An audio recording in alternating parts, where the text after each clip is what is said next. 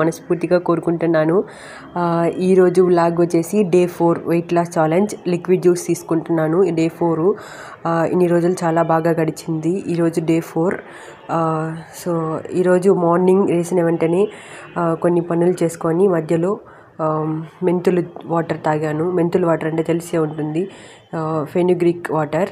చాలా బాగుంది, హెల్త్ కూడా చాలా బాగుంటుంది.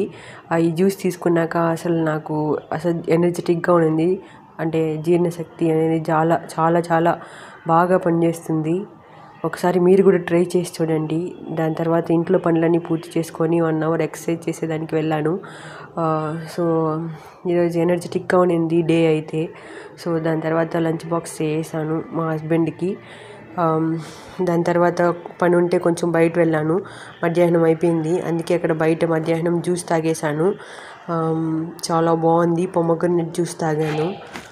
దాని తర్వాత మెంతుల వల్ల మీకు ఉపయోగాలు తెలిస్తే, ఈ మెంతులు అనేటివి రోజు మీరు విడిచిపెట్టరు, వంటకాల్లో వాడేస్తూ ఉంటారు.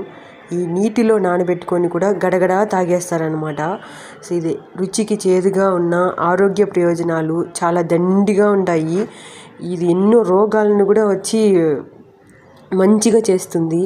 మన పూర్వీకులు, మన అవ్వ తాతోళ్ళు కూడా మనం చూస్తూ ఉంటాం, ప్రతి వంటకంలో మెంతులు వాడుతూనే ఉంటారు. ఊరగాయల్లో, పులుసుల్లో, పోపుల్లో. ఇప్పుడుదా అన్నీ తగ్గిపోయింది. పాతకాలంలో అయితే అన్ని మెంతుకులే బాగా వాడుతూ ఉన్నారు. ఈ మెంతులు పొడి చేసుకొని తిన్నా లేదా నానబెట్టినా తాగినా శరీరానికి ఎంతో మేలు చేస్తుంది. రోజు 2 చెంచాలు మెంతి పొడిని నీటితో కానీ పాలతో కానీ తీసుకోవడం వల్ల షుగర్ వ్యాధి అనేది ఉండదు. సో మీరు ట్రై చేసి చూడండి. నేను ట్రై చేస్తున్నాను కాబట్టి చెప్తున్నాను. షుగర్ వ్యాధి ఉన్న వాళ్ళు ఖచ్చితంగా ట్రై చేయండి. ఇది పొట్ట చుట్టూ ఉండే కొవ్వుని చాలా తగ్గిస్తుంది. సో అంతే. Thank you so much.